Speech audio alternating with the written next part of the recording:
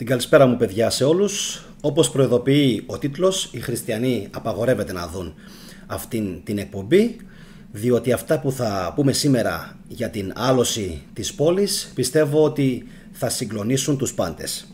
Θα είναι ένα βίντεο τεράστιο, πάρα πολύ μεγάλο, σε χρονική διάρκεια. Θα τα έχει όλα. Θα παραθέσουμε τις απόψεις της κυρίας Γλίκατζη Αρβελιέρ, του κυρίου Κουτούλα όσον αφορά το πώς ακριβώς έγινε η πτώση της πόλης, ποιοι ήταν δηλαδή αυτοί που πολέμησαν για να υπερασπιστούν την πόλη, πώς οργάνωσε τον στρατό του ο τεράστιος στρατηγός και σουλτάνος Μωάμεθ ο δεύτερος, ένας πραγματικά ίσως από τους καλύτερους, τον κατατάσσω στους top 5, top 10, και θα καταλάβετε αμέσως για ποιο λόγο μιλάω με ενθουσιασμό. Επίσης θα μιλήσουμε για τους χριστιανούς, πόσο μεγάλο ρόλο έπαιξαν αυτοί. Έχω κρατήσει πάρα πολλές σημειώσεις, διότι έχω συμβουλευτεί 5-6 διαφορετικές πηγές. Έχω συμβουλευτεί και τουρκικές πηγές από συγγραφείς που έγραψαν εκείνη την εποχή. Οπότε όλα αυτά θα μας βοηθήσουν να έχουμε το πληρέστερο βίντεο πάνω στην άλωση της πόλης. Δεν με ενδιαφέρει να την κοινοποιήσετε την εκπομπή, δεν με ενδιαφέρει να κάνετε like στην εκπομπή, με ενδιαφέρει να την δείτε. Και επειδή ακριβώς με ενδιαφέρει τη σημερινή εκπομπή να την παρακολουθήσετε και όχι να κάνετε όπως άλλες φορές μερικοί του κεφαλιού σας, έχω απενεργοποιήσει τα σχόλια στην ζωντανή εκπομπή για αυτόν ακριβώς το λόγο. Όχι επειδή είμαι κακός, επειδή θέλω να δώσετε περισσότερη προσοχή σε αυτά τα οποία θα ήθελα να μάθετε. Γιατί στην τελική εγώ τα ξέρω. Δεν τα ήξερα, τα έμαθα. Το θέμα είναι να τα μάθετε και φυσικά να τα ακούσετε κι εσείς. Οπότε όσοι από εσάς με βλέπετε πρώτη φορά και δεν με γνωρίζετε, ονομάζομαι Γιάννης Καραγιαννίδης, κατάγομαι από τη Δράμα, έχω μεγαλώσει στην Γερμανία και από το 11 ζω και εργάζομαι στη Θεσσαλονίκη. Λοιπόν, ασχολούμαι με το YouTube εδώ και περίπου 3 χρόνια. Τα βίντεο που κάνω έχουν απόλυτη σχέση και συσχέτιση με τον χριστιανισμό, με την ιστορία, την αρχαία Ελλάδα, εννοείται, την επικαιρότητα και το ευζήν. Οπότε όσοι ενδιαφέρεστε για κάποια από αυτές τις θεματολογίες, κάντε σήμερα εγγραφή στο κανάλι, χτυπήστε το καμπανάκι σας, γιατί οι εκπομπές που κάνω είναι πάρα πολύ ενδιαφέρουσες και πιστεύω ότι παίρνετε από αυτές πάρα πολύ γνώση και πληροφόρηση. Λοιπόν, θα ήθελα να ξεκινήσω με μια μικρή ιστορική αναδρομή. Θα σας δείξω έναν χάρτη του κυρίου Νίκου Τσακνάκη, είναι αυτός εδώ, ο οποίος είναι ο χάρτης των κατακτήσεων του Μεγάλου Αλεξάνδρου. Όσα λοιπόν κατάφερε μέσα σε 10 χρόνια, 10-15 χρόνια, το πολύ, ο Μέγας Αλέξανδρος, σταδιακά το χάσαμε, αγαπητοί φίλες και φίλοι. Και το χάσαμε όχι επειδή μας κατέκτησαν οι Ρωμαίοι το 146 π.Χ. Όχι επειδή είχαμε εμφύλιους πολέμους. Ή θα πει κανείς μόνο, όχι. Το χάσαμε εξαιτίας ενός μορφώματος, το οποίο παρουσιάστηκε το 313 μετά χριστιανικής χρονολόγησης. Αναφέρομαι φυσικά στην θρησκεία του χριστιανισμού, η οποία επικράτησε δια της βίας και δια του ξύφους και κατέστρεψε ανεπανόρθωτα τους Έλληνες. Πολλοί θα αναρωτιέστε για ποιο λόγο τα λέω αυτά. Θα καταλάβετε αμέσως. Όταν λοιπόν έπεσε η πόλη, το οποίο φυσικά θα το δούμε ξανά και στη συνέχεια, η πόλη βρισκόταν σε σύψη, σε απόλυτη σύψη και σε μαρασμό. Γιατί? Θα ακούσετε σήμερα πράγματα που δεν έχετε ακούσει ποτέ ξανά. Και επίσης, για να προλάβω μερικούς, όποια σχόλια γραφτούν σήμερα και τις επόμενες ημέρες και το επόμενο διάστημα στα σχόλια αυτού του βίντεο και δεν είναι σχετικά με αυτά που λέω ή είναι υβριστικά, οι χρήστες θα αποκλείονται και τα σχόλια θα καταργούνται. Επαναλαμβάνω, σχόλια μόνο πάνω σε όσα θα υποθούν στη σημερινή εκπομπή και όχι ασχετολογίες. Εντάξει, όλα τα υπόλοιπα θα είναι επιτρεπτά, εκτός από μπουρδολογίες, ασχετολογίες και σχόλια άσχετα με το θέμα της σημερινής εκπομπής. Η σύψη λοιπόν αυτή είναι που πλήρωσε η πόλη. Και όχι μόνο η πόλη, γιατί περιοχές είχαν κατακτηθεί πολύ πριν από τους Οθωμανούς, πριν πέσει η πόλη. Τα ξέρετε αυτά? Η Νίκαια, η Έφεσος, θα τα δούμε όλα σε λίγο. Η Μικρά Ασία προς τα μέσα, η Καπαδοκία, τα είχαν πάρει όλα αυτά. Τα είχαν πάρει όλα. Και είχαν φύγει μάλιστα και προς τα πάνω, προς την Ευρώπη. Και αυτά τα είχαν πάρει. Στην ουσία η πόλη έπεφτε δεν έπεφτε, να ξέρετε, δεν είχε κανένα απολύτως νόημα. Που κάθονται σήμερα οι χριστιανοί και κλαίγονται. Αχ, έπεσε η πόλη. Αχ, Ο άλλος είχε φτάσει, ρε φίλε, μέχρι την Αυστρία. Τα είχε πάρει όλα. Τον ενδιέφερε η πόλη? Τον ενδιέφερε η πόλη επειδή ήταν απόρθητη από τους Οθωμανούς. Προσέξτε το αυτό. Γιατί η πόλη είχε πέσει. Μια χαρά είχε πέσει. Σταυροφορίες 1204 και μετά. Τι να λέμε τώρα? Δεν ήταν κάτι το οποίο δεν έπεφτε. Είχε πέσει. Τα λέω σωστά? Μπράβο. Αυτή λοιπόν η σύψη πιστεύω ότι προερχόταν από τις απίστευτες απαγορεύσεις που είχαν επιβάλει οι χριστιανοί. Και θα μου πείτε, μόνο η πόλη? Όχι φυσικά. Η επικράτηση του χριστιανισμού από το 313 μετά Χριστόν, αν παρατηρήσετε στον χάρτη μέχρι σήμερα, έχει οδηγήσει σε γεωγραφική συρρίκνωση των Ελλήνων. Και για να καταλάβετε τι εννοώ, αυτός ο χάρτης που βλέπετε τώρα μπροστά σας είναι μισός. Υπήρχαν Έλληνες πιο βόρεια, πιο δυτικά, και προς την Ισπανία και προς την Γαλλία, και στη Γερμανία υπήρχαν ελληνικές μικροαπικίες που άσε που μετά έγιναν Γερμανοί. Εντάξει, τους κάνανε Γερμανούς με το έτσι θέλω, μέσω πολέμων και εισβολών βαρβάρων από την Ανατολή. Τους γερμανοποίησαν, τους ρωμαιοποίησαν άπειρες φορές. Μέχρι εκεί είχαν φτάσει οι Έλληνες. Εννοείται πως είχαν φτάσει μέχρι εκεί. Δεν είναι δυνατόν να μην είχαν φτάσει μέχρι εκεί οι Έλληνες όταν οι Κρήτες ήδη από το 1100 π.Χ.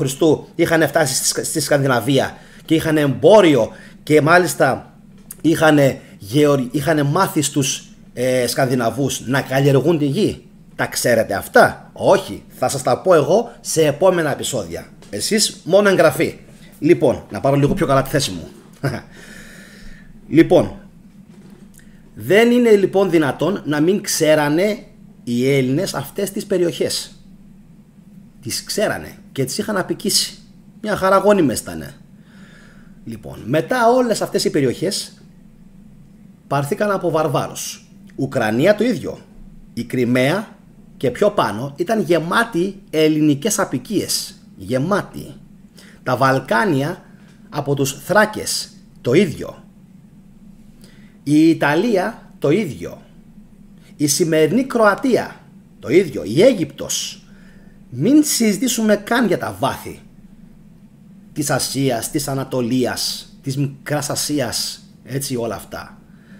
Εδώ βρήκανε μέχρι και στην Πολωνία. Εννοείται και στην Ήπειρο. Έτσι, μην ξεχαστούμε με τους Ήπειρώτες μας, τους φίλους μας. Τι βλέπουμε λοιπόν μετά από τον χριστιανισμό? Διαρκής συρρίκνωση. Μία ατελείωτη και διαρκής συρρίκνωση.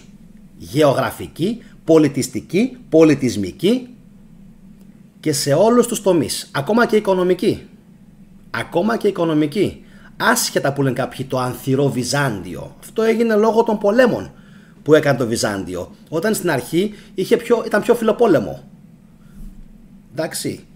Ένα αυτό. Δεύτερον, οι εσωτερικές έρηδες, οι οικονομαχίες, οι αιρέσεις, η ενωτική, η ανθενωτική, θα τα πούμε όλα σήμερα, αλλά είναι πραγματικά μια εικόνα σύψης. Δεν επέτρεπαν τα θέατρα, τη γυμναστική, τη μουσική. Πώς περίμεναν αυτοί οι άνθρωποι να θέλουν να ζήσουν? Όλα αυτά δείχνουν μια δυσοδεία, δείχνουν μια σύψη της κοινωνίας. Δεν ζούσανε οι άνθρωποι και δεν ζούσανε, ξέρετε γιατί? Γιατί η Εκκλησία είχε κατακυνηγήσει τον ελληνισμό. Ό,τι κι αν εξέφραζε ο ελληνισμός, οτιδήποτε κι αν ήταν αυτό που αντιπροσώπευε, αυτοί οι άνθρωποι το κυνήγησαν. Και σαν να μην φτάνει αυτό, βλέπουμε ότι και σήμερα ακόμα, που είμαστε ακόμα χριστιανοί, συνεχίζουμε και χάνουμε. Χάσαμε την Μικρά Ασία ολόκληρη, χάσαμε τον Πόντο, χάσαμε τη Βόρεια Ήπειρο, χάσαμε αποικίες που είχαμε. Ναι, είχαμε παροικίες στη Σερβία, στην Κροατία, στη Σλοβενία. Είχαμε ελληνικές παροικίες. Πάνε αυτές, πέταξαν στη Βοσνία, παντού. Αλβανία, Βουλγαρία εννοείται, Ρουμανία. Παντού υπήρχαν ελληνικές παροικίες. Αυτές όλες οι παροικίες απορροφήθηκαν και όλοι αυτοί οι Έλληνες τι απέγιναν? Εξαφανίστηκαν. Σχετικό μου βίντεο για τα Σκόπια. 1990 δήλωναν πάνω από 300 με 400 χιλιάδες Σκοπιανοί ελληνικής καταγωγής και συνείδησης. Σήμερα δηλώνουν μόλις 297 άτομα. Μιλάμε για μια εξαφάνιση της τάξης των 300 και φεύγα χιλιάδων ανθρώπων. Εσείς λοιπόν όλοι που τα βλέπετε αυτά, το ίδιο συμβαίνει και με τους Έλληνες της Ουκρανίας τώρα που εξαφανίστηκαν επί Πούτιν. Δεν έχει μείνει κανένας. Όλοι έχουν φύγει. Όλες οι ελληνικές παροικίες έχουν διαμελιστεί, καταστραφεί με τον πόλεμο που κάνει η Ρωσία με την Ουκρανία. Όπως λέγαμε πριν, τους Ηπειρώτες, τους Έλληνες Αρβανίτες, τους έχουν κάνει Αλβανούς, και αυτό μόνο και μόνο επειδή υπήρξε μια αλβανοποίηση της φωνής. Πώς έγινε με μας τους Μπαφραίους του Πόντου που γίναμε τουρκόφωνοι επειδή αλλιώς μας σκότωναν? Ακριβώς το ίδιο γίνεται και με αυτούς. Και σήμερα, καλός ή κακός, οι Αλβανοί εθνικιστές τους καπηλεύονται τους Αρβανίτες, τους Μολοσσούς, και τους λένε Αλβανούς. Sorry παιδιά, με ξέρετε, τα πάω πάρα πολύ καλά με την Αλβανία, δεν έχω κανένα πρόβλημα, αλλά οι Αρβανίτες, φίλοι μου, είναι αρχαίο ελληνικό φύλο. Είναι αρχαίο ελληνικό πελασγικό φύλο και δεν έχει καμία απολύτως σχέση με την Αλβανία. Έχει σχέση με την αρχαία Ελλάδα. Να λέμε λίγο τα πράγματα με το όνομά τους. Το έχω πει, δεν έχω κανένα πρόβλημα με τους γειτονές. Λοιπόν, πάει και αυτό. Φεύγει λοιπόν και η Μικρά Ασία, φεύγει και ο Πόντος, φεύγει και η Βόρεια Ήπειρος. Σταμάτησε εδώ το κακό? Όχι. Οι προδοτικές κυβερνήσεις έδωσαν και το Βόρεια Μακεδονία το όνομα επάνω στα Σκόπια. Πριν λίγα χρόνια εμφανίστηκε και ένα σποτάκι στην τηλεόραση για την ανεξαρτητοποίηση της Κρήτης. Αν το θυμόσαστε, μια ύπουλη διαφήμιση. Πάει και αυτό, έφυγε ευτυχώς. Όπως καταλαβαίνετε, ζούμε διαρκώς μια συρρίκνωση του ελληνικού πληθυσμού και σε αυτό παίζει ρόλο μόνο ο χριστιανισμός. Μια θρησκεία η οποία δεν κάνει τίποτα άλλο από το να φοβίζει, από το να ζητάει υποτέλεια και από το να διαφθείρει την ψυχολογία των ανθρώπων.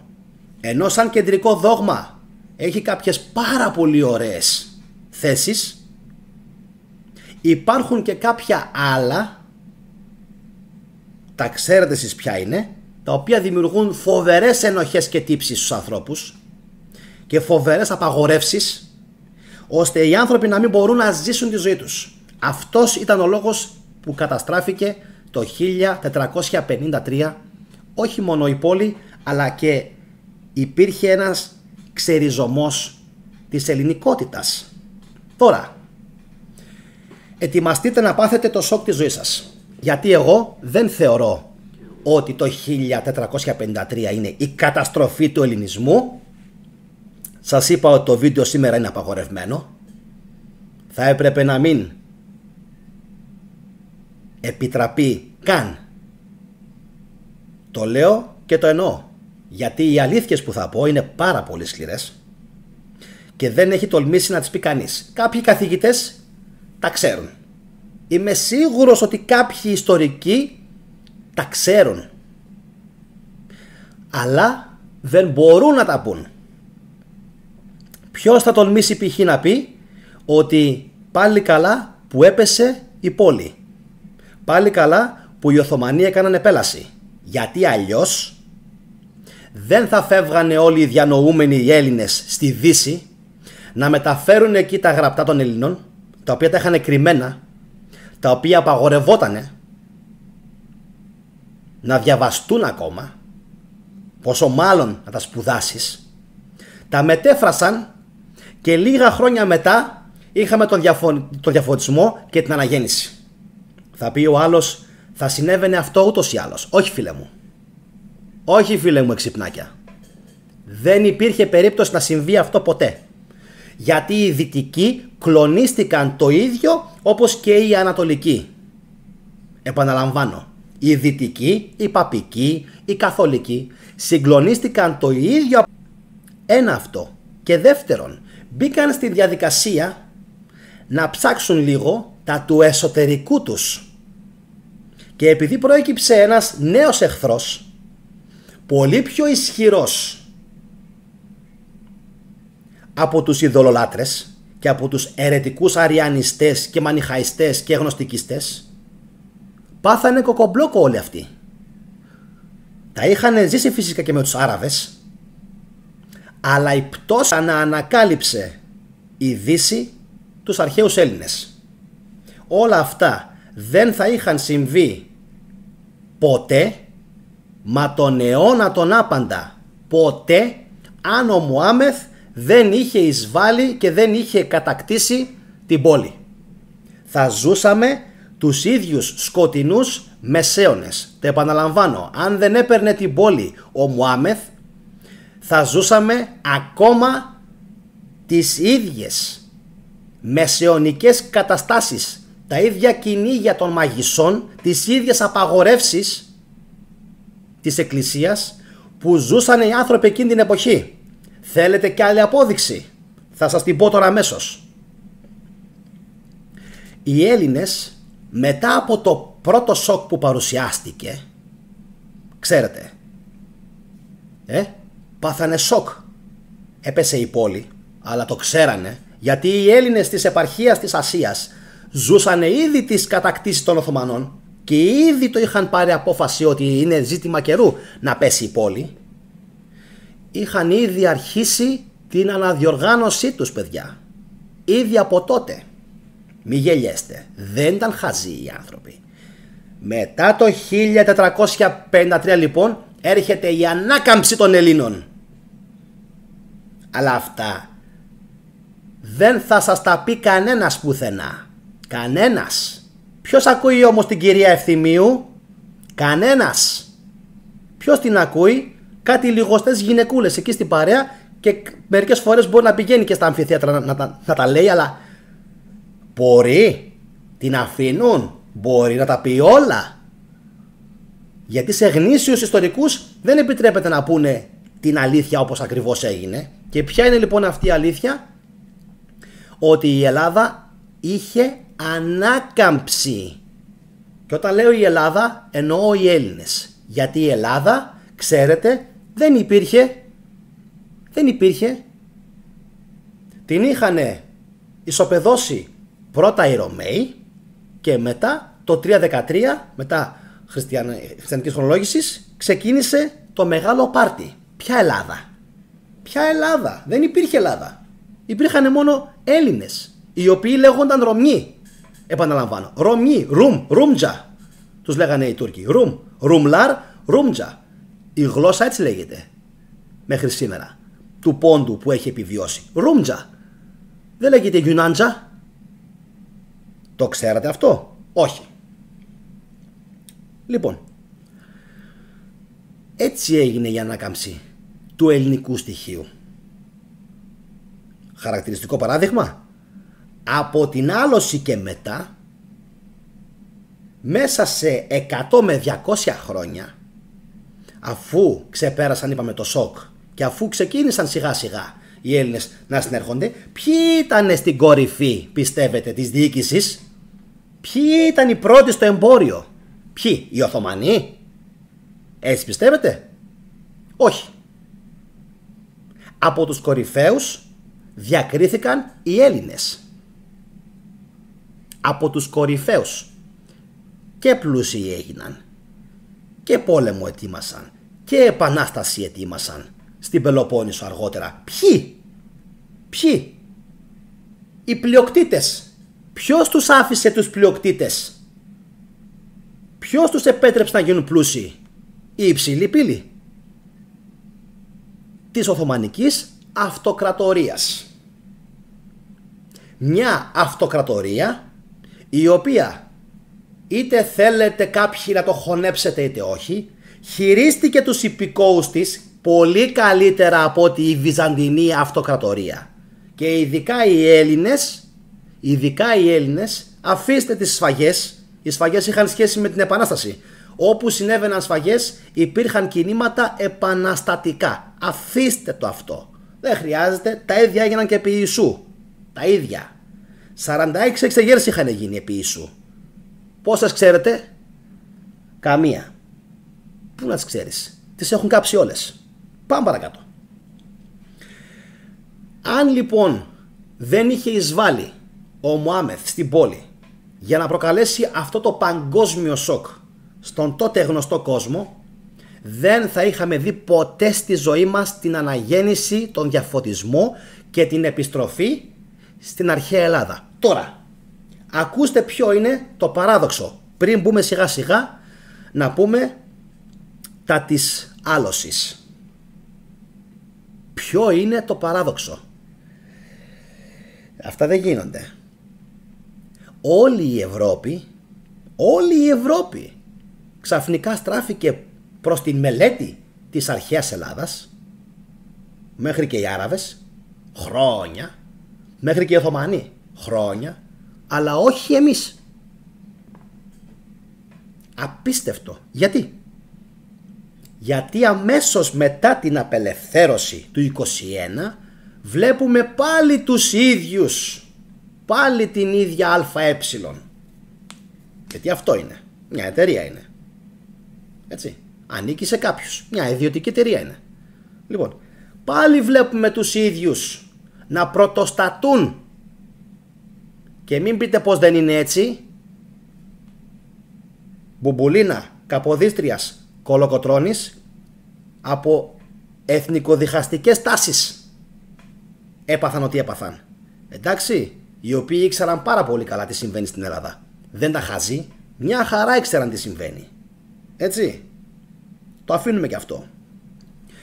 Όλα αυτά δείχνουν ότι όντως η Οθωμανική διοίκηση, παρά την υψηλή φορολογία, θα το πω και αυτό, παρά την υψηλή φορολογία, ήταν καλύτερη απέναντι στους υπηκόους της. Πολύ καλύτερη. Και αυτό ευνόησε ακριβώς και τους Έλληνες.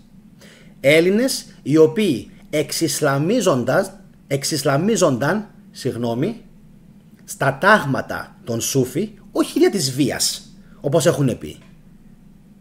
Αυτό είναι εντελώς ψέμα. Οι εξισλαμισμοί συνέβαιναν σε σπάνιες περιπτώσεις.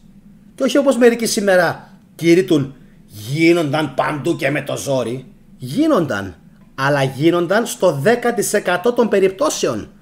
Στις πιο πολλές περιπτώσεις, επειδή οι Σούφοι ακριβώς ήταν ανεκτικοί και πολύ σωστοί στους τεκέδες απέναντι στους ανθρώπους που πήγαιναν εκεί να βρουν καταφύγιο, δηλαδή μοναστήρια είναι, έτσι, οι τεκέδες, μεταξύ των οποίων και πολλοί χριστιανοί, οι χριστιανοί από μόνοι τους μετά γίνονταν μπεκτασίδες Σούφοι, παύλα δερβίσιδες και ξέρω εγώ τι άλλο. Μόνοι τους. Ούτε αυτά φυσικά. Δεν πρόκειται να σας τα πει κανένας ποτέ. Κανένας. Εντάξει. Δεν πρόκειται αυτά να βγει κάποιος να τα υποστηρίξει δημόσια. Ότι οι Έλληνες εξισλαμίζονταν από τους Σούφοι στην ουσία μόνοι τους. Οι ίδιοι Σούφοι, να ξέρετε, παράλληλα απεχθάνονται το βαθύ κράτος το πολιτικό που έχουν οι Σουνίτες. Δεν τους αρέσει αυτό το πράγμα. Δεν τους αρέσει. Γι' αυτό και η Τουρκία μέχρι σήμερα έχει 25 μέχρι 30 εκατομμύρια Αλεβίτες, οι οποίοι είναι τι? Κόντρα στο πολιτικό θρησκευτικό σύστημα των Σούνι. Απίστευτο. Απίστευτο. Και τι πιστεύετε τώρα? Ότι αυτοί οι 25-30 εκατομμύρια είναι όλοι Τούρκοι?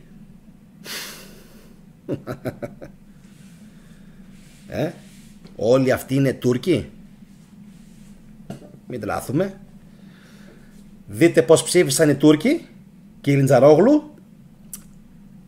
Πόσοι ήταν οι προοδευτικοί? 48%. Τι είναι αυτοί όλοι?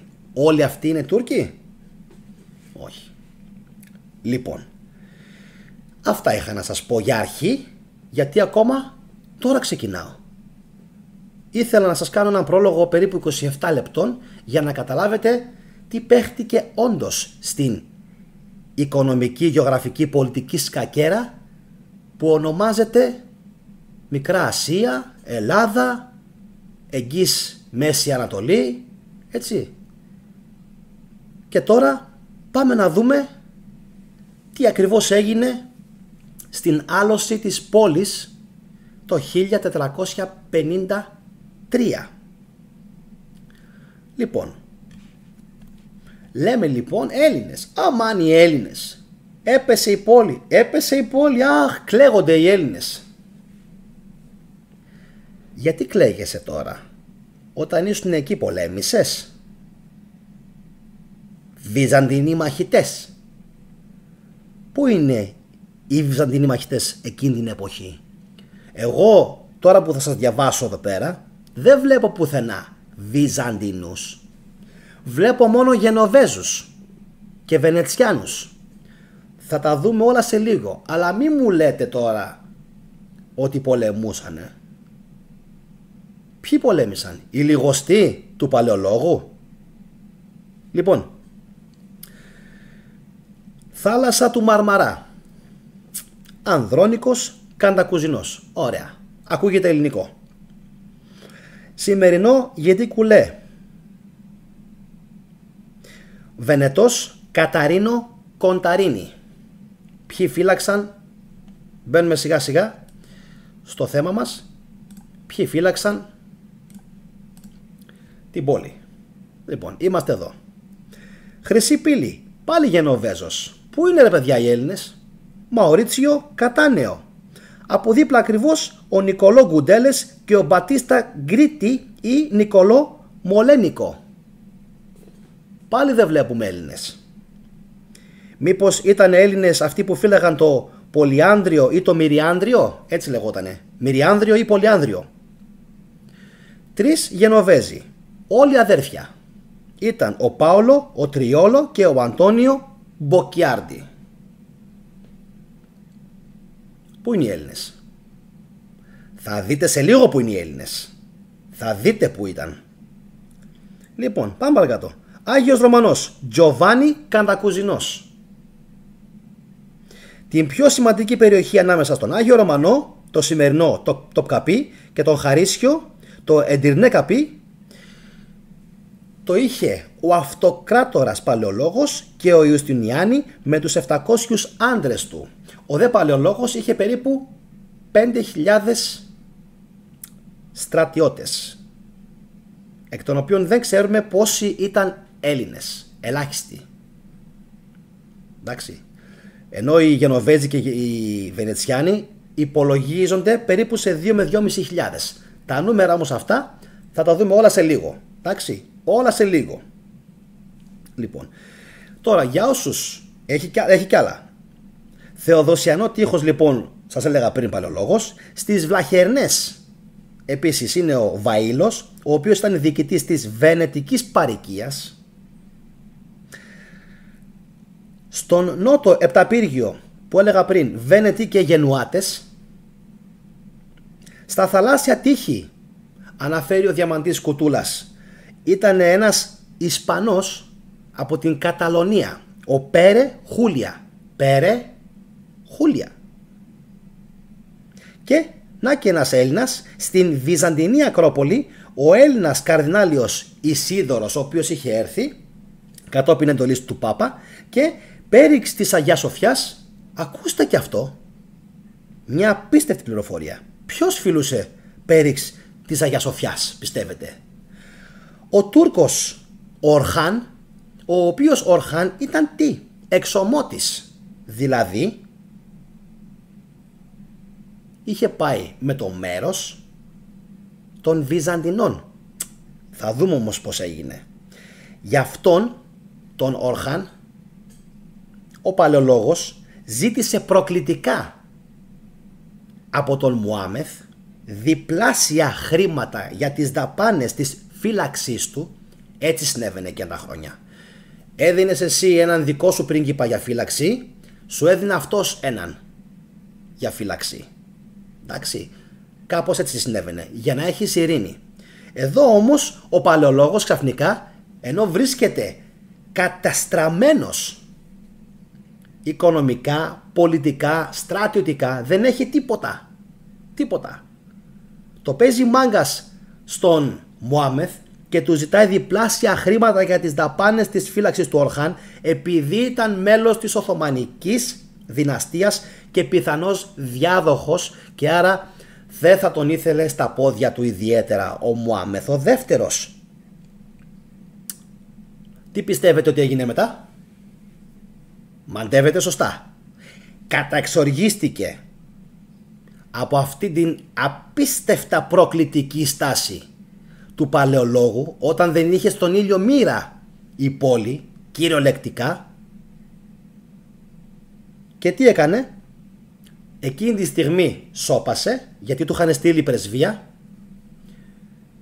και είπε να ανακοινώσετε στον παλαιολόγο ότι θα πάρει πολύ σύντομα την απάντησή μου. Και λίγο καιρό μετά ξεκίνησε την προετοιμασία για να καταλάβει την πόλη. Εντάξει, λίγο καιρό μετά, για να μην λέτε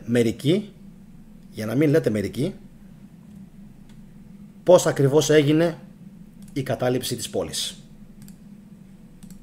Έτσι έγινε η πόλη. Και σε λίγο θα σας πω ακόμα μια πληροφορία, η οποία είναι πολύ σημαντική. Τώρα, για όσους πιστεύετε ότι ήταν πάρα πολύ σημαντική λοιπόν η πόλη, να σας πω ότι 1261 διάλυση βυζαντινών ακριτικών σωμάτων. 1261, σχεδόν 200 χρόνια πριν, οι Βυζαντινοί δεν μπορούσαν πλέον να συντηρούν τα βυζαντινά ακριτικά σώματα, που σημαίνει δεν υπήρχε σταγόνα, δεν υπήρχε φράγκο. 1326 κατάληψη της Προύσας από τον Οσμάν. 1331 κατάληψη της Νίκαιας Νικομίδιας. 1354 κατάληψη της Καλύπολης. 100 χρόνια πριν. 100 χρόνια πριν και κοιμούνται όρθιοι. Συνεχίζουν να ζουν τον ίδιο βίο. Με τον ίδιο μαζοχισμό. Δεν αλλάζουν στάση. Βλέπουν ότι πέφτουν μία-μία οι πόλεις και αυτοί τίποτα. 1361 Διδημότυχο. Έχει πάει και από εδώ μεριά λοιπόν. 1365 Αδριανούπολη. 1389. Πόσοι ξέρουν τι έγινε το 1389? Ούτε εγώ το ήξερα. Το μάθα σήμερα που μας έχουν πρίξει τα έντερα με την πόλη. Υπήρχε μια άλλη μάχη πολύ πιο σημαντική. Η μάχη στο Κωσυφοπαίδιο, ανάμεσα στους Οθωμανούς και τους Σερβοβόσνιους, όπου πεθαίνει ο Μουράτ και τελικά αναλαμβάνει την ηγεσία του στρατού των Οθωμανών ο Βαγιαζίτ και κερδίζει αυτήν την άκρο σημαντική και επική μάχη και εδραιώνεται σιγά σιγά στα Βαλκάνια. Τι έχουμε εδώ? Περικύκλωση. Έχει περικυκλώσει από παντού την πόλη ο Μωάμεθ αργότερα. Οι Οθωμανοί αρχικά και ο Μωάμεθ αργότερα. Από παντού. Δεν υπάρχει χώρος και χρόνος για να αναπνεύσεις. Και θα δείτε αργότερα πώς το είχε καταφέρει αυτό, αποκλείοντας μέχρι και ναυτικά την πόλη. Δεν μπορούσε να πάει πουθενά κανείς και κανείς δεν μπορούσε να μπει. Ελάχιστες μόνο δίωδοι υπήρχαν όπου μπορούσε κάποιος να περάσει, όπως τα κατάφερε εν τέλει και ο Ιουστινιάνη και υπερασπίστηκε την πόλη. Λοιπόν, έχουμε συνέχεια εννοείται. Πόσους κατοίκους είχε η πόλη, ξέρετε? 50.000 υπολογίζεται, εκ των οποίων 5.000 Έλληνες πολεμιστές. Από τους υπόλοιπους 45.000 να πούμε ότι πάρα πολύ φυσικά θα ήταν κάποιοι ηλικιωμένοι, κάποιες γυναίκες, κάποια παιδιά, αλλά μπορούσαν να πολεμήσουν περίπου, βάσει τώρα λογικών υπολογισμών, περίπου άλλες 5 με 15.000. Αυτοί όλοι λοιπόν δεν πολέμησαν. Θα δούμε σε λίγο γιατί.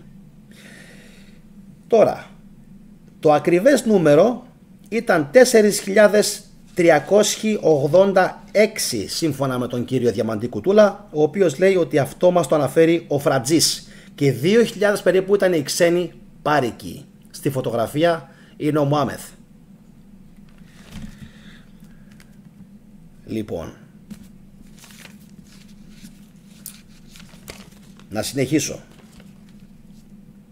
Πώς ακριβώς έγινε όλο το σκηνικό, πώς στήθηκε μάλλον όλο το σκηνικό από τον Μωάμεθ. Αλλά πριν το πω, θα πούμε δύο λογάκια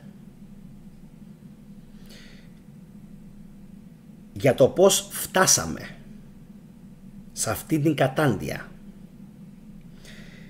12 το 1452 αναφέρει ο Διαμαντής Κουτούλας στο κανάλι του. Γίνεται η ανακήρυξη Ένωσης των Εκκλησιών από τον Παλαιολόγο, ο οποίος υποστήριζε φυσικά την Ένωση, όπως σχεδόν όλοι οι παλαιολόγοι. Τι απάντηση πήρε, πιστεύετε, από τους υπηκόους του? Καλύτερα τουρκικό φέση παρά παπική τιάρα. Και είναι γεγονός ότι ο κόσμος αυτός δεν πολέμησε.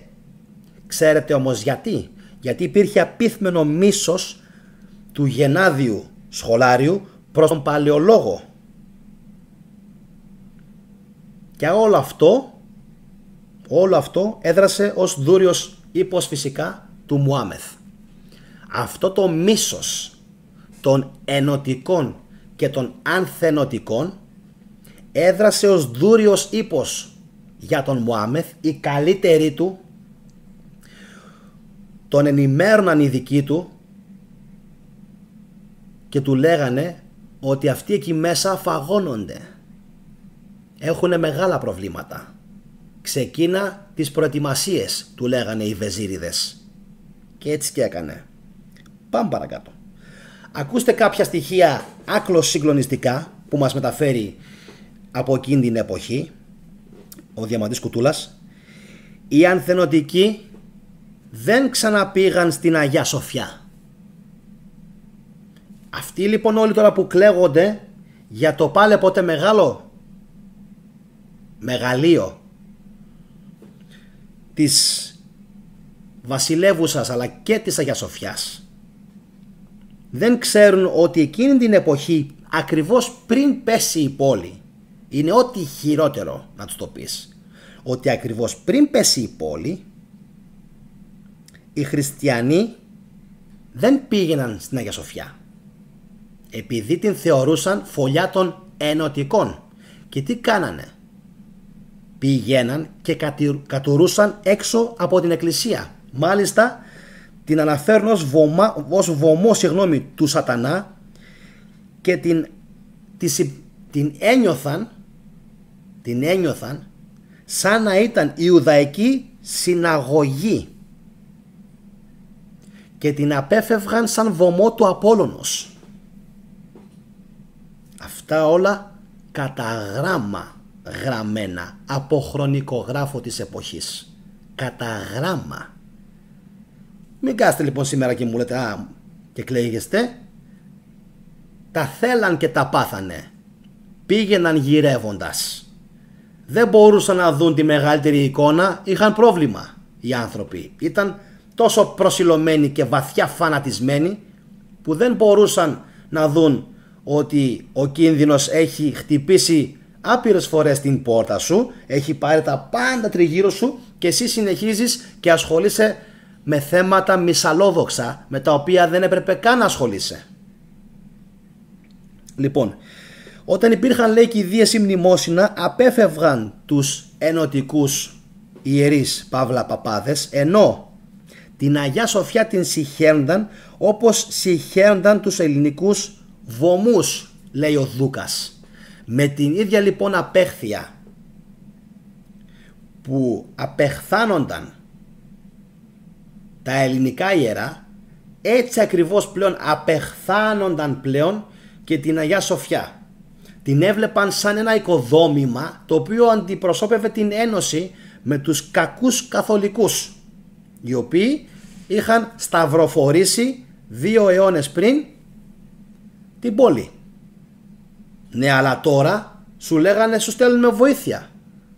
Έλα μαζί μας, δώσ' το χέρι σου. Αυτοί είπαν όχι. Αμετανόητοι. Τελικά μπορεί να είχαν και δίκιο. Μπορεί να είχαν και δίκιο. Τι έλεγα πριν? Οι Έλληνες με Οθωμανική διοίκηση τα πήγαν καλύτερα. Όλα κρίνονται εκ του αποτελέσματος. Όλα. Στην τελική, ναι, τα πήγαν πιο καλά οι Έλληνες. Οι Έλληνες, σαν Έλληνες, όχι Ελλάδα. Ελλάς δεν υπήρχε. Δεν υπήρχε. Τι λέγανε οι Πόντιοι? Η Ρωμανία επάρθεν. Ρωμανία. Δεν υπήρχε πουθενά στοιχείο πνευματικά ελληνισμού. Εντάξει. Λοιπόν, τώρα πάμε να δούμε πως έγινε η προετοιμασία από τον Μωάμεθ, γιατί πιστεύω ότι είναι ίσως ένα από τα μεγαλύτερα μυαλά πάνω στον πόλεμο που έχουν υπάρξει ποτέ. Χώρια το ότι η πόλη ήταν πιο εύκολο να κατακτηθεί. Εννοείται πως ήταν πιο εύκολο. Λοιπόν, προσέξτε. Ο Μωάμεθ πήγε τον Δεκέμβριο του 52 από το Διδημότυχο στην Αδριανούπολη, τον Γενάρη του 1453 για να παραγγείλει κανόνια από τον Ουρμπάν. Αυτόν τον Ορμπάν, να τον θυμόσαστε, που τον απέρριψε 2 φορές ο Παλαιολόγος. 2 φορές.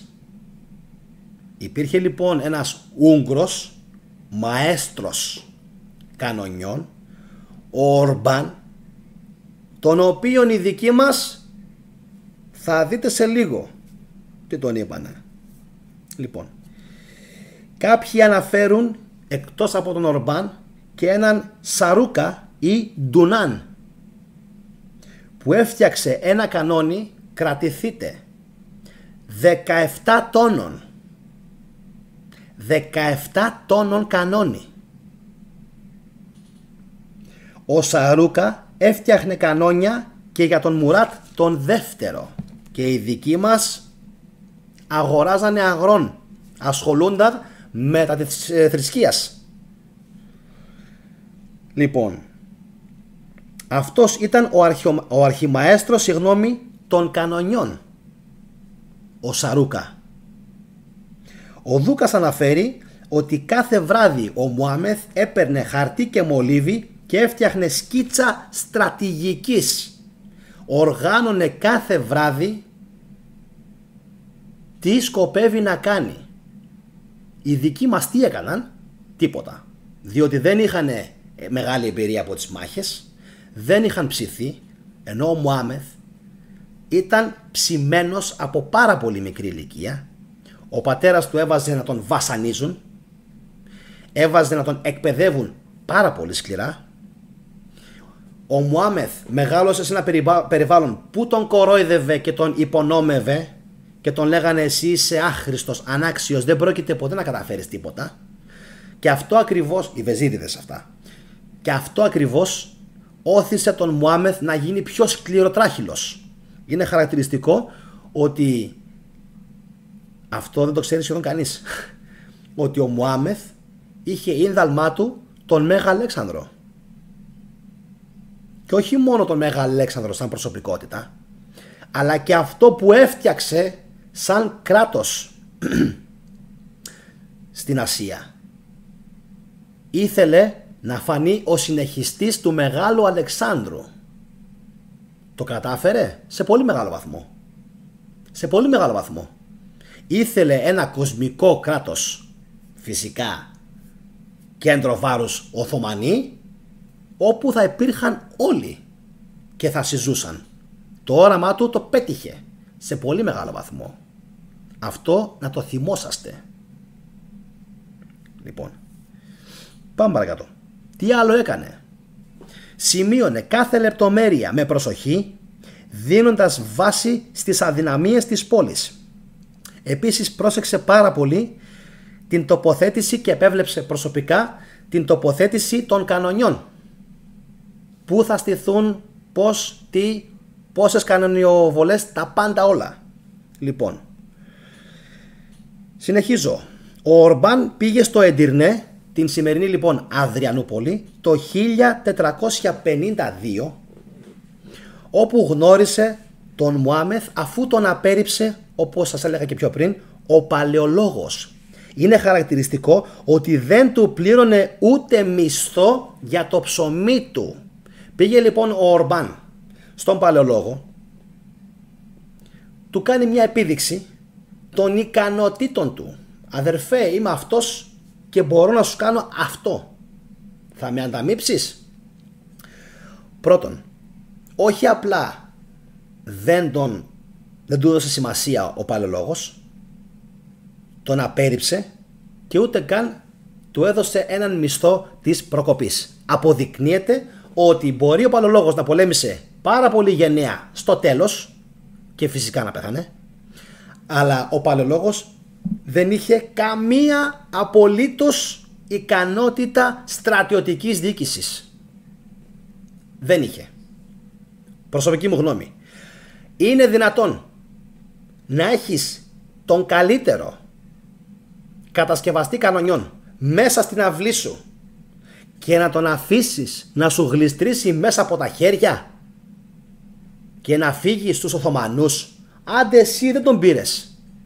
Είναι δυνατόν να μην του δώσεις ένα μισθό και να πεις κρατήστε τον εδώ, μην πάει με τους Οθωμανούς και μας καταλάβουν αυτοί εκεί πέρα? Δεν του κόψε καν. Αυτό σημαίνει πως δεν σκάμπαζε. Δεν του κόβε το μυαλό του. Δυστυχώς για μας. Δεν ήταν ικανός ηγέτης. Δεν το είχε. Μπορεί, όπως σας είπα και πριν, ναι, να πολέμησε γενναία στο τέλος, αλλά από διοίκηση, από οργάνωση, από στρατό δεν είχε ιδέα. Αυτός που ήταν ο κυρίαρχος της άμυνας της πόλης ήταν ο Ιουστινιάνη. Αυτός ήταν ο mastermind. Αυτός ήταν ο άνθρωπος που άντεξε η πόλη όσο άντεξε 1,5 μήνα. Λοιπόν, συνεχίζουμε. Αυτός ο Ορμπάν δεν έπρεπε να φύγει με τίποτα από την πόλη, ξέρετε. Με τίποτα. Έπρεπε να τον φυλακίσει, έπρεπε να τον σκοτώσει, να τον κρεμάσει, έπρεπε να τον αδρανοποιήσει, να τον πάρει με το μέρος του. Κάτι έπρεπε να κάνει. Ξέρετε γιατί? Γιατί ο Ορμπάν, όσο καιρό παρέμεινε στην πόλη, τι έκανε, ξέρετε? Έκανε γνωριμία με τα τείχη. Ήθελε να δει αν μπορεί να φτιάξει ένα κανόνι που θα γκρέμιζαν κάποια τείχη. Και έτσι κάπως του ήρθε και η ιδέα να πάει στον παλαιολόγο να του ζητήσει να του κάνει μία αναπαράσταση του όπλου. Τι ικανότητες έχει, τι μπορεί να του προσφέρει. Αμήλικτος, αμετανόητος ο παλαιολόγος, πεισματάρης, τον διώχνει. Και αναγκάζεται, όπως σας είπα και πριν, να πάει στον Μωάμεθ. Πάει λοιπόν στον Μωάμεθ και του λέει: εγώ δεν έχω ιδέα από στόχευση, Σουλτάνε μου. Δεν ξέρω τίποτα. Ξέρω όμως να κατασκευάζω κανόνια. Θα με δεχτείς? Και του λέει ο Μωάμεθ: εγώ θα σου πληρώσω τα τετραπλάσια από ό,τι θα σου έδιναν οι άλλοι και θέλω να μου κατασκευάσεις το μεγαλύτερο κανόνι που έχει γίνει ποτέ. Και του λέει και ο Ορμπάν: με μεγάλη μου χαρά θα το κάνω, αλλά δεν ξέρω από στόχευση. Και το απαντάει ο Μωάμεθ: φτιάξε εσύ το κανόνι και τη στόχευση ας την σε μένα. Λοιπόν, ο Ορμπάν ετοιμάζει το μείγμα για το κανόνι και μόλις είχε αρκετό χαλκό το φτιάξε. Πόσο καιρό του πήρε για να φτιάξει αυτό το μεγάλο κανόνι? 3 μήνες. Και εκτός από το μεγάλο κανόνι έστησε αυτά που βλέπετε τώρα και στη φωτογραφία. Έστησε πάρα πολλούς πολιορκητικούς κρυούς διαφόρων μεγεθών, διαστάσεων και σε είδος, πάρα πολλούς πολιορκητικούς κρυούς, ώστε να μπορέσουν να μπουκάρουν στην πόλη ταυτόχρονα περισσότεροι πολεμιστές του. Είναι χαρακτηριστικό ότι στο πρώτο τεστ που έγινε από τον Πορθητή τον Γενάρη του 1453 εξφενδώνησε ένα βλήμα 600 κιλών. Βλήμα εκείνης της εποχής. 600 κιλών. Η βοή ακούστηκε μακριά και έκανε έναν τεράστιο κρατήρα στο μέρος όπου έπεσε. Άλλη μαγκιά του Μωάμεθ. Γιατί χρειάστηκε, είπαμε, να πλευρίσει την πόλη από παντού. Περικύκλωσε με ναυτικό την πόλη και έκοψε όλες τις προμήθειες. Είναι χαρακτηριστικό, το διάβαζα σήμερα το πρωί αυτό, παιδιά, είναι απίστευτο. Συγγνώμη κιόλας, να πιω λίγο νερό.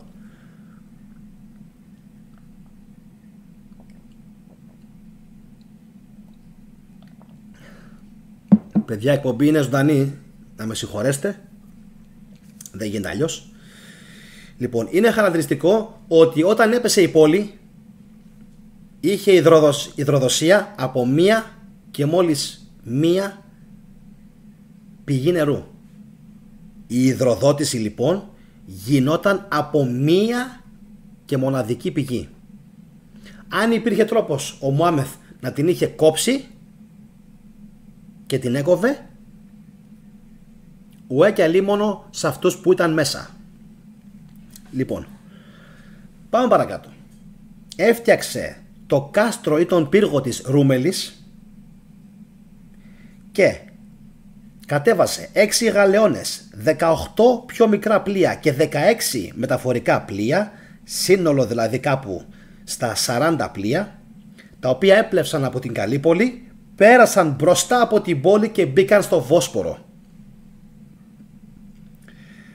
Άλλο στοιχείο. Το δεσποτάτο της Σερβίας έστειλε 1500 στρατιώτες στο πλευρό του Πορθητή.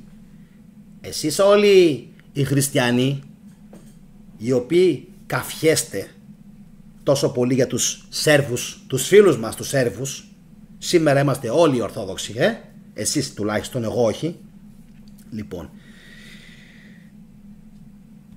έστειλε 1500 στρατιώτες, είτε ήταν εξαναγκασμένοι λόγω ήττας από τους Οθωμανούς είτε όχι. Είναι γεγονός ότι έστειλαν 1500 στρατιώτες. Παράλληλα ετοίμαζαν την κρυφή εισβολή στον κεράτιο κόλπο με πλοία, και αυτά τα πλοία τα επένδυσε εξωτερικά με χαλκό, και ο αριθμός του στόλου τελικά ξεπέρασε τα 145 άκρος ευέλικτα, πλήρως ετοιμοπόλεμα πλοία το 1453 τον Μάρτιο. Είχε 5.000 γενίτσαρους ως στενούς του επίλεκτους σωματοφύλακες. 5.000 είχε όλο κι όλο ο παλαιολόγος στρατό. 5.000 και ο άλλος είχε 5.000 μόνο γενίτσαρους. Λοιπόν, οι Σέρβοι έστειλαν τους καλύτερους ανθρακορίχους παύλα εργάτες ορυχείων, ενώ υπήρχαν ενώ υπήρχαν ειδικοί, αναλυτές, εμπειρογνώμονες και όχι μόνο, οι οποίοι ήταν σύμβουλοι παράλληλα του Μωάμεθ. Από ποιες χώρες πιστεύετε? Μάλλον ποιες φυλές? Ούγγροι, Βοημοί, Γερμανοί, Λατίνοι, μέχρι και Έλληνες. Μέχρι και Έλληνες εμπειρογνώμονες, σύμβουλοι. Λοιπόν, τι άλλο έκανε? Απέκλεισε κάθε βοήθεια από την Πελοπόννησο, στέλνοντας στόλο, εννοείται, αφού ξέρουμε ότι από εκεί κατάγεται η δυναστεία των Παλαιολόγων και όπου ζούσαν οι συγγενείς του. Όπως σας έλεγα πιο πριν, ο βοηβόδας της Σερβίας Γιάξα Μπρέζτζιτς έστειλε 1500 άτομα ικανότατα στο να σκάβουνε τούνελ. Για ποιο λόγο τούνελ? Γιατί ήθελαν πάση θυσία να δημιουργήσουν ρογμές και αδυναμίες στα τείχη της πόλης, και τελικά ποιος τους σταμάτησε? Άλλο και τούτο πάλι. Ούτε Έλληνας, ούτε Γενοβέζος, ούτε Βενετσιάνος, ούτε Ρωμαίος, ούτε τίποτα. Ένας Σκοτσέζος.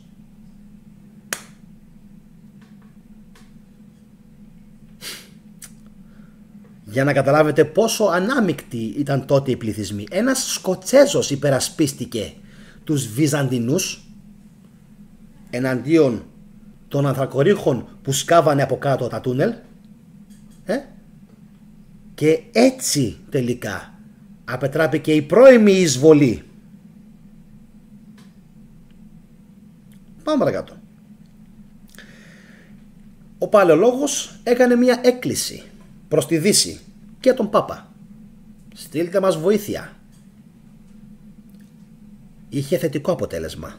Πολύ θετικό. Ένα πλοίο με τοξότες από την Νάπολη, υπό τη διοίκηση του καρδινάλιου Ισίδωρου, ενώ τον Γενάρη του 1453 πρόλαβε και έφτασε ο Ιουστινιάνη με 700 άντρες, εκ των οποίων οι 400 ήταν από τη Γένοβα. Και αν δεν είχε έρθει ο Ιουστινιάνη, η πόλη ενδέχεται να είχε πέσει σε 10 ημέρες και όχι σε 1,5 μήνα. Για να δείτε τα χάλια. Τώρα, ο Μωάμεθ, κρατηθείτε με τα νούμερα, ξεκίνησε με 100.000 με 120.000 στρατό από το Εντυρνέ για την πόλη. 100 με 120.000. Οι δυτικοί ιστορικοί αναφέρουν ότι ο αριθμός 300 και 500.000 που δίνουν διάφοροι ιστορικοί είναι υπερβολικός. Δεν υπάρχει περίπτωση, διότι μέσος όρος στρατεύματος των Οθωμανών ποτέ δεν είχε ξεπεράσει τις 50 με 70.000. Και επειδή ακριβώς η πόλη ήταν το μεγαλύτερο εγχείρημα του Μωάμεθ, ήρθαν και κάποιοι επιπλέον. Οι γενίτσαροι ήταν γύρω στους 10.000 σύνολο, μαζί με τους καπί κουλού, έτσι λέγονταν, 15.000 πεζοί οπλίτες με σπαθιά, ασπίδες και δώρατα, 20.000 οπλίτες από τις γύρω περιφέρειες της Κωνσταντινούπολης, οι οποίοι τελικά όλοι, καλός ή κακός, μαζεύτηκαν για να εισβάλλουν στην πόλη. Με το ζόρι, θα μου πεις. Λοιπόν, τώρα πάμε σε μια ακόμα πάρα πολύ παράξενη έτσι πληροφορία. Κατηγορήθηκαν ο Εμμανουήλ Παλαιολόγος και ο ιερομόναχος Νεόφυτος της Ρόδου ότι αντί να επισκευάσουν τα εσωτερικά τείχη, έκρυψαν τα χρήματα που τους είχαν δοθεί για προσωπικό όφελος και δήθεν τα βρήκαν αργότερα οι Οθωμανοί κρυμμένα. Εικάζεται όμως, για να είμαστε δίκαιοι, γιατί ο θετικός είναι πάρα πολύ δίκαιος, μπορεί να λέω σκληρές αλήθειες, αλλά είμαι δίκαιος. Εικάζεται ότι άδικα κατηγορήθηκαν. Επαναλαμβάνω, άδικα κατηγορήθηκαν επειδή ήταν ανθενωτικοί και ότι τα τείχη τελικά είχαν επισκευαστεί επαρκώς και ότι υπήρχε μέχρι και επιγραφή σε τοιχοποιία που το αποδείκνυε ότι επισκευάστηκαν όντως με τα χρήματα. Και τώρα πάρτε μια ανάσα, έχει περάσει μια ώρα, για να καταλάβετε πόσο, μα πόσο τεράστιο ήταν τελικά το κανόνι το οποίο χρησιμοποίησε ο Μωάμεθ για να πλήξει τη βασιλεύουσα.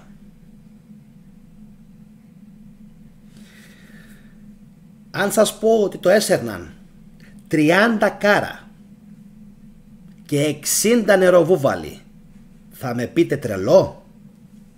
Θα με πιστέψετε?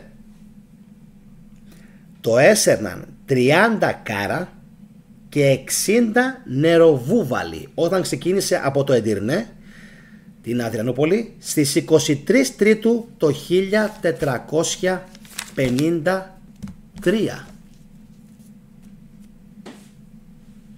Τα λοιπά της μάχης θα ήθελα φυσικά να τα κάνω σε μια άλλη εκπομπή, έτσι, να τα πούμε όλα, γιατί σήμερα μιλήσαμε για τα πέριξ της μάχης, τα οποία ήταν τα πιο πολλά άγνωστα. Θα σας πω μια πάρα πολύ σημαντική πληροφορία, ότι θυμόσαστε τον αδερφό του Μωάμεθ, ο εξομότης που ήταν μαζί με τους Βυζαντινούς? Αυτός τελικά συνελήφθη από τον Μωάμεθ και αποκεφαλίστηκε. Δεν ξέρω βέβαια άμα ήταν αδερφός του ή απλά μέλος της Οθωμανικής οικογένειας, δηλαδή από τον Μουράτ, που είναι το πιο πιθανό. Λοιπόν, απλά μπορεί να ήταν από κάποια άλλη μάνα. Λοιπόν, αυτό δεν ξέρω, αν δηλαδή ήταν από τον ίδιο πατέρα και την ίδια μητέρα. Λοιπόν, τον έπιασε λοιπόν ο Μωάμεθ και τον αποκεφάλισε. Ο Ιουστινιάνη πέθανε από τα τραύματά του στη Χίο 2 ημέρες μετά από τη φυγή από την πόλη. Οι ξένοι φυσικά όλοι σκοτώθηκαν. Ο Λουκάς Νοταράς σώθηκε, αλλά εκτελέστηκε, και έχει πάρα πολύ μεγάλη σημασία να πούμε τα της εκτέλεσής του, γιατί υπάρχει μια εκδοχή την οποία παρουσιάζουν οι Οθωμανοί ότι τον εκτέλεσαν, γιατί το έχω πει και σε προηγούμενες εκπομπές, όταν μπήκε στον προσωπικό του χώρο ο Μωάμεθ και είδε τα πλούτη του, τον ρώτησε, καλά, συγγνώμη, εσύ είχες τόσο πλούτο, για ποιο λόγο δεν τον διέθεσες για τις άμυνες της πόλης? Και λέει και ο Λουκάς Νοταράς, ήξερα ότι η πόλη θα πέσει. Έτσι. Τώρα αυτό σας το λέω εγώ, δεν το έχω διαβάσει, αλλά φαντάζομαι αυτό του είπε. Ήξερα ότι η πόλη θα πέσει, ήθελα να φύγω, δεν τα κατάφερα να φύγω, γιατί μας περικύκλωσες, έτσι. Τι να τα κάνω τα λεφτά μου, τα υπάρχοντά μου, να τα λιώσω? Ποιος θα πολεμήσει? Ποιος θα πολεμήσει? Δεν είχαν μείνει άντρες, ρε. Είχαν Λειψανδρία. Θα μπορούσε φυσικά να τα λιώσει και να πάρουν κάποιους μισθοφόρους, λέω εγώ. 5, 10, 20, πόσους. Όταν λοιπόν είδε αυτόν τον πλούτο, ο Μωάμεθ συγχύστηκε. Συγχύστηκε και θύμωσε πάρα πολύ. Και ξέρετε γιατί θύμωσε? Και εδώ καταλαβαίνουμε ότι είχε ακεραιότητα χαρακτήρα ο Μωάμεθ. Όχι όπως τον παρουσιάζουν οι ψεύτες. Γυρίζει λοιπόν και του λέει, πηγές Οθωμανικές, ότι είχες τόσο πλούτο και δεν τον διέθεσες στον παλαιολόγο για να σώσει την πόλη σας? Άρα είσαι ανάξιος εμπιστοσύνης. Φορούσε τόσα παντελόνια ο Μωάμεθ. Άρα είσαι ανάξιος εμπιστοσύνης και στο βασίλειο που χτίζω με πολύ μεγάλο όραμα, εσύ και άνθρωποι σαν και εσένα σκουλίκια δεν χωράνε. Και διέταξε ή απαχωνισμό, αν μπορώ καλά να θυμηθώ, ή απαχωνισμό, ναι, ή αποκεφαλισμό. Το θεώρησε πολύ μεγάλη προσβολή ο παλαιολόγος να έχει πεθάνει στη μάχη, να έχει λιώσει σχεδόν ό,τι χρυσό είχε και δεν είχε η περιουσία της εκκλησίας για να σώσει την πόλη, και ο νοταράς τι έκανε? Κοίταζε τα πλούτη του.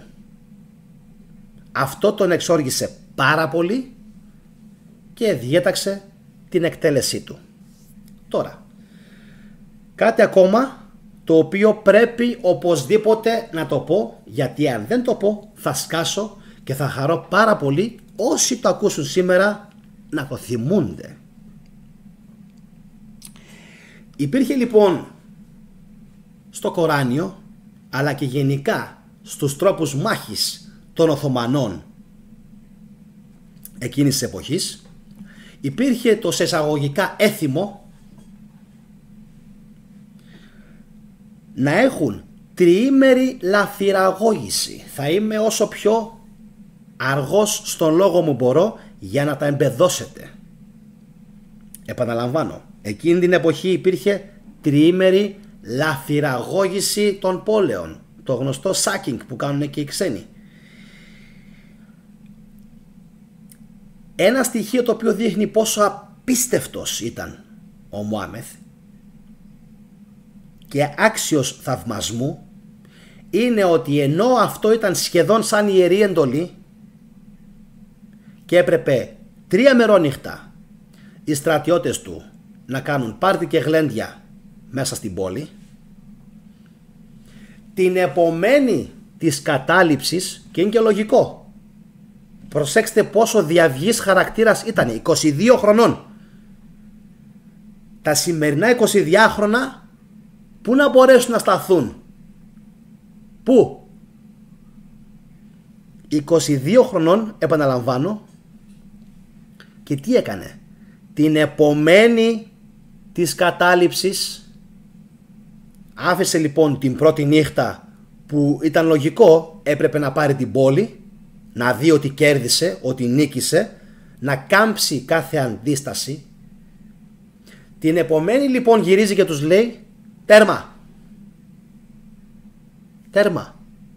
Μπήκε μέσα στην πόλη και έπαθε πλάκα. Πρώτον, έπαθε πλάκα από την ομορφιά της. Αυτό που έβλεπε δεν το πίστευε. Τα δημόσια κτίρια του άρεσε πάρα πολύ σαν πόλη. Δεύτερον, έπαθε κατάθλιψη σε εισαγωγικά όταν είδε ότι αυτή η πόλη ήταν πρακτικά ανυπεράσπιστη και αυτό που φάνταζε ως τεράστιο κατόρθωμα στο μυαλό του τελικά ήταν πολύ πιο εύκολο. Και τι κάνει? Διατάζει την πάυση της λαιλασίας, η οποία έπρεπε να κρατήσει, επαναλαμβάνω, 3 ημέρες. Κράτησε μόλις 1. Για εκείνη την εποχή, για εκείνα υποτίθεται τα βάρβαρα ήθη και για σκηνικό πολέμου, η ιστορία οφείλει να πει σε εισαγωγικά πάντα, τι μπράβο να πει, ένα μπράβο στο γεγονός ότι σταμάτησε τις σφαγές και τις λαιλασίες, γιατί μπορούσαν να συνεχιστούν και να αφανιστούν οι πάντες. Οι πάντες. Λοιπόν, είναι χαρακτηριστικό, ένα παράδειγμα θα σας πω, ότι όταν πήγε κάποιος να χτυπήσει προφανώς κάποιο ναό ή την Αγία Σοφιά, δεν μπορώ να θυμηθώ καλά, αλλά υπάρχει σαν ιστορικά καταγεγραμμένο συμβάν. Όταν πήγε λοιπόν να χτυπήσει με ένα σκεπάρνι, με ένα όργανο, με ένα εργαλείο, ένα δημόσιο κτίριο ή κάποια εκκλησία, του πιάσει το χέρι ο Μωάμεθ και του λέει τι κάνεις εκεί, και λέει και αυτός η πόλη μας ανήκει, δεν είπατε ότι έχουμε 3 μέρες να πάρουμε όσα λάφυρα θέλουμε και να καταστρέψουμε ό,τι θέλουμε? Και γυρίζει και του λέει ο Μωάμεθ τι? Δεν κατάλαβες καλά. Η πόλη ανήκει σε μένα. Τα κτίρια της ανήκουν σε μένα. Και όσο είμαι εγώ εδώ, δεν θα ακουμπήσει κανένα σας κανένα κτίριο. Και τελικά δεν ακούμπησε κανένας κανένα κτίριο. Χαρακτηριστικό παράδειγμα είναι ότι μέχρι και σήμερα, παρά τους πολέμους που έχουν γίνει μεταγενέστερα, πάρα πολλά από τα τείχη ακόμα μένουν όρθια. Πόσο μάλλον για την Αγία Σοφιά, έτσι. Άθικτοι. Αφήστε το μέσα. Το μέσα έκαναν εκεί τα δικά τους οι φανατικοί μουσουλμάνοι και δυστυχώς και κατέστρεψαν και έχουν κάνει μετατροπή σε μουσουλμανικό τέμενος. Γεγονός το οποίο μέχρι και εγώ ο ίδιος δεν το αποδέχομαι. Δεν το αποδέχομαι. Άστο όπως είναι, χριστιανικό, να είναι ένα μουσείο, και μην κάνεις μαϊμουνλίκια όπως σήμερα που κέρδισες τις εκλογές. Μαϊμουνλίκια που τα κέρδισες, ξέρουμε πως τα κέρδισες, πως κέρδισες τις εκλογές, με νοθείες και με απειλές, και πήρε ο Κιλιτζαρόγλου 48,κάτι%, κέρδισες στο τσάφ. Έτσι. Λοιπόν, και κάνει σήμερα πανηγύρια μέσα στην Αγία Σοφιά. Αυτά για μένα είναι καραγκιοζηλίκια και είναι η χειρότερη μορφή λαϊκισμού. Και επειδή το 48% των Τούρκων τα αποδέχεται και τα βλέπει όλα αυτά, συγγνώμη, δεν τα αποδέχεται όλα αυτά και τα βλέπει και τα κατακρίνει, σκεφτείτε τι συμβαίνει στην Τουρκία. Και το 48% δεν τον θέλει. Έτσι. Οπότε καταλάβατε ότι είχε έναν πάρα πολύ βαθύ χαρακτήρα ο νεαρός Μωάμεθ. Φρέσκος, ναι, πολεμικός, στρατηγός. Ο παλαιολόγος ήταν πάρα πολύ λίγος μπροστά του, δυστυχώς. Και επειδή μερικοί απορούν και λένε πότε κρίθηκε η μάχη, οι μάγκες μου, δεν κρίθηκε με την Κερκόπορτα. Είχαν στήσει πολιορκητικούς κρυούς και σκάλες, όπως βλέπετε και στη φωτογραφία, σε όλο το μήκος των τυχών, τα οποία οι Βυζαντινοί από μέσα δεν μπορούσαν και δεν προλάβαιναν να τα υπερασπίζονται, επειδή ήταν λίγοι και επειδή τα τείχη ήταν τεράστια. Σοκ. Θα το πω άλλη μία. Τα τείχη ήταν τόσο μεγάλα σε μήκος που οι Βυζαντινοί ήταν πάρα πολύ λίγοι και δεν προλάβαιναν να τα υπερασπιστούν. Αν ήταν περισσότεροι, ίσως να τα είχαν καταφέρει. Αλλά δυστυχώς δεν πολέμησαν οι ανθενωτικοί. Εγώ εκεί θέλω να καταλήξω.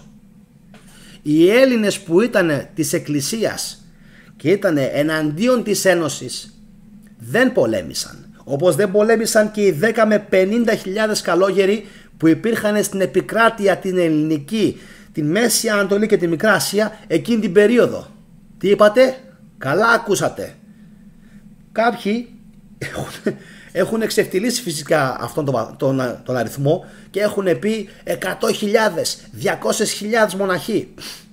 Δεν ξέρουμε, παιδιά, αν ήταν τόσοι πολλοί. Το νούμερο είναι τεράστιο. Το νούμερο είναι εξωφρενικά τεράστιο. Αλλά ξέρουμε σίγουρα ότι ήταν πάνω από 10 με 20.000. Αυτό το ξέρουμε σίγουρα. Και αναφέρομαι σε όλους. Μοναχοί, έτσι, κληρικοί, πάντες. Ήταν πάρα πολλοί αυτοί που δεν πολέμησαν και που μπορούσαν να πολεμήσουν. Γιατί δεν ήθελαν να πάρουν αμαρτία. Γιατί έβλεπαν στον ουρανό σήματα, προφητείες που έλεγαν ότι η πόλη θα πέσει. Είπα σήμερα θα τα πω όλα και τα είπα όλα. Έτσι είναι όμως. Αυτή είναι η αλήθεια. Φοβόντουσαν. Βλέπανε τον ουρανό και λέγανε αμάν, θα μας τιμωρήσει ο Θεός. Βλέπανε αστραπές, σεισμοί γίνονταν και αυτοί λέγανε ο Θεός μας τιμωρεί επειδή ήμασταν άπιστοι. Όχι. Τιμωρηθήκατε μόνοι σας επειδή απαγορέψατε το χορό, τη μουσική, το γλέντι, τη χαρά, την όμορφη παρέα μεταξύ ανδρών και γυναικών. Τα απαγορέψατε αυτά όλα. Υπήρχε διάβρωση παντού. Δεν υπήρχε θέατρο. Δεν υπήρχε χαρά. Δεν υπήρχε χαμόγελο. Υπήρχε μια δύσπνοια σε αυτή την πόλη και σε όλες τις υπόλοιπες. Άντε οι επαρχίες πάντα είναι καλύτερες. Το ξέρουμε αυτό. Διατηρούν τα ήθη τους οι άνθρωποι. Το έχουμε δει. Ούτε καρναβάλια, ούτε χαρά, ούτε χορός, τίποτα. Με το ζόρι. Ούτε παιδεία, ούτε μόρφωση. Πώς, με τι? Με ένα κομποσχήνι στο χέρι και με προσευχή μέσα στην Αγία Σοφιά. Και τι λέει η Αρβελιέρ? Τι λέει? Ότι όταν ο παλαιολόγος ξεσήκωνε τους στρατιώτες του και έβγαζε λόγο για μάχη, ο άλλος ο Γενάδιος ο Σχολάριος, όντως θα τα πω όλα σήμερα, δεν θα αφήσω τίποτα όμως, ο άλλος ο Γενάδιος ο Σχολάριος λοιπόν τυχοκολούσε ανάθεμα και αφορισμό εις βάρος του παλαιολόγου. Εσείς λοιπόν όλοι που υπερεφανεύεστε για τον παλαιολόγο, οι χριστιανοί, αποφασίστε τι είσαστε και τι πιστεύετε, γιατί εδώ μέσα τα έχετε λίγο μπερδεμένα. Εγώ τα έχω 400, σας πληροφορώ. 400. Έχω μια ελαφριά δυσλεξία, 10%. Αυτό είναι το μεγάλο μου πρόβλημα εμένα. Αυτό, τίποτα άλλο. Κατά τα άλλα τα έχω 400. Εσείς όμως έχετε πολλά ψυχολογικά. Γιατί ενώ από τη μία βλέπουμε ο Γενάδιος Σχολάριος, ο Πατριάρχης, αναθεματίζει τον παλαιολόγο και πηγαίνει κόντρα στον παλαιολόγο, άρα η Εκκλησία δεν τον γουστάρει, δεν τον θέλει και οι υπήκοοι απομακρύνονται από τον παλαιολόγο, δεν πολεμούν για αυτόν. Εσείς σήμερα υπερηφανεύεστε για τον παλαιολόγο. Πώς γίνεται αυτό? Πώς γίνεται αυτό?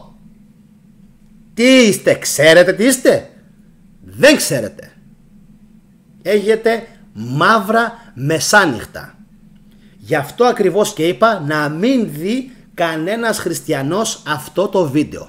Το έβγαλα πρώτη μούρη στο καβούρι στον τίτλο για να μην μπείτε και μην τυχόν και δω σχόλια μετά από κάτω τα οποία δείχνουν για άλλη μια φορά που βρίσκεστε διανοητικά μερικοί, γιατί είναι αλήθεια. Ετοίμαζε μαζί με τον Γιουστινιάνη το στράτευμα και ο άλλος τυχοκολούσε στην Αγία Σοφιά αναθεματισμό. Αυτό γίνεται ρε εσείς πουθενά. Αυτοί τώρα οι άνθρωποι αγαπάνε τον ελληνισμό, τη χώρα μας, τα ήθη μας, τα έθιμα μας? Όχι. Έχετε καταλάβει τι είναι?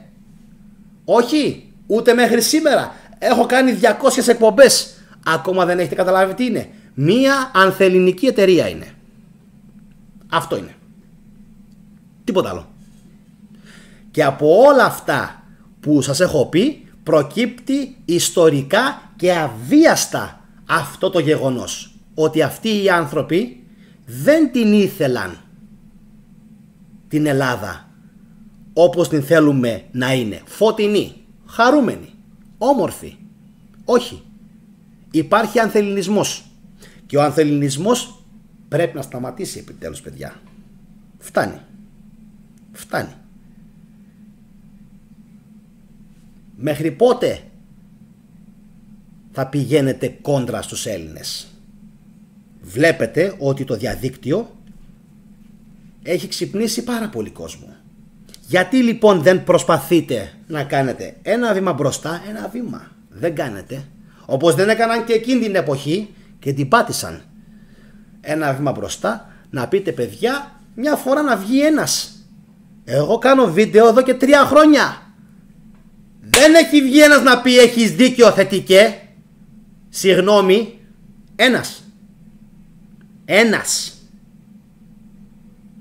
Και είμαι τόσο τρελός που αν έβγαινε έστω και ένας, θα έλεγα πραγματικά δεν ξανακάνω βίντεο. Δεν ασχολούμαι μαζί τους. Θα έλεγα μπράβο τους. Τώρα και να βγει είναι αργά. Τώρα και να βγει κάποιος να μου το πει είναι αργά. Το πουλάκι πέταξε. Το πουλάκι πέταξε. Τι να μου πουν σήμερα? Ότι η ίδια η Εκκλησία, οι ίδιοι οι 3 ιεράρχες βρίζουν τους Έλληνες? Μα δεν είναι αυτοί ανθέλληνες? Τι είναι? Όταν κάνουν αναθεματισμούς εναντίον των Ελλήνων. Μην πείτε λοιπόν ότι δεν είναι έτσι, γιατί έτσι είναι. Τα στοιχεία λοιπόν δείχνουν ότι υπάρχει ανθελληνισμός μέσα σε αυτήν την χώρα. Μέσα σε αυτήν την χώρα. Και όπως είπε και ο Διαμαντής Κουτούλας, είμαστε πάρα πολύ καλοί στο να φαγωνόμαστε μόνοι μας. Δεν χρειαζόμαστε Οθωμανούς. Δεν χρειάζεται ο Μωάμεθ. Του έλεγαν οι βεζίριδες του, αυτοί εκεί έχουν πρόβλημα. Δεν τα βρίσκουνε μεταξύ τους. Διέρη και βασίλευε.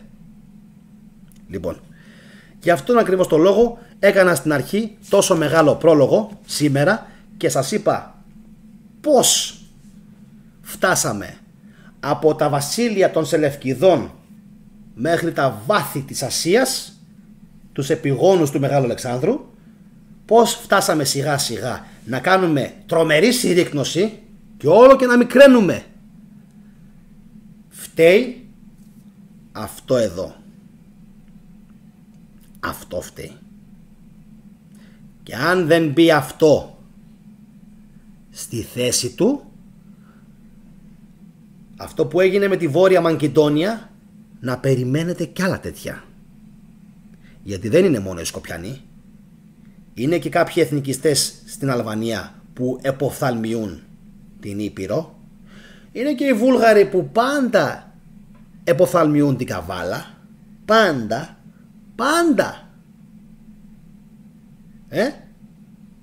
Είναι και οι Τούρκοι που θέλουν τη Θράκη.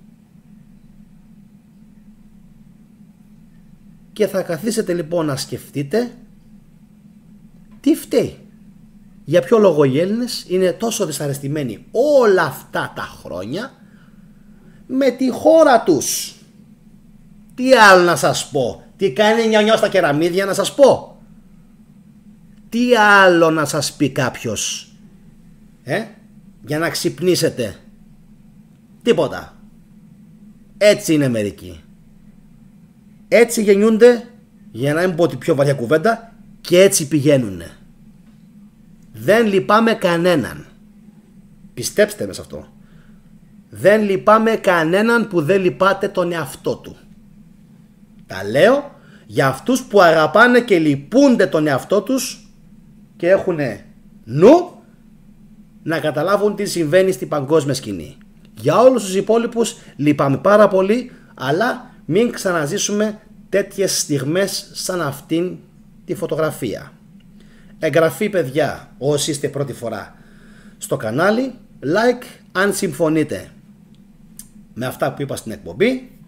Σχόλια εννοείται θα περιμένω και ξέρω ότι θα περιμένετε σίγουρα πάρα πολύ να μου γράψετε την γνώμη σας και συνεχίστε να παρακολουθείτε βίντεο στο κανάλι, ειδικά την playlist «Η αλήθεια που σου κρύβουν για τον χριστιανισμό». Γιατί εγώ πιστεύω ότι όλα μα όλα, όσα έχει περάσει αυτή η χώρα, κάποιος ευθύνεται γι' αυτό. Και δεν είναι μόνο η πολιτική μας. Αυτά από τη Θεσσαλονίκη. Ελπίζω το βίντεο να σας άρεσε. Ήταν πάρα πολύ μεγάλο. Εύχομαι οι εικόνες να ήταν ευδιάκριτες. Και θα τα πούμε σε περίπου 10 μέρες, για να ξεκουράσω και εγώ λίγο το μυαλό μου, γιατί αυτές τις μέρες πραγματικά έδωσα ρεσιτάλ. Οπότε θα ξεκουραστώ. Λίγες μέρες διακοπές από το κανάλι και καλή συνέχεια σε όλους. Και όπως σας είπα και στην αρχή, κάθε σχόλιο, γιατί θα μπαίνω και θα τα βλέπω, κάθε σχόλιο που είναι υβριστικό ή άσχετο με το βίντεο θα καταργείται επί τόπου. Ο δε χρήστης ο οποίος θα γράφει υβριστικά σχόλια θα τρώει διαπαντός μπαν από το κανάλι. Αυτά από μένα. Να είστε όλοι καλά. Εύχομαι καλό βράδυ και καλή συνέχεια. Γεια σας.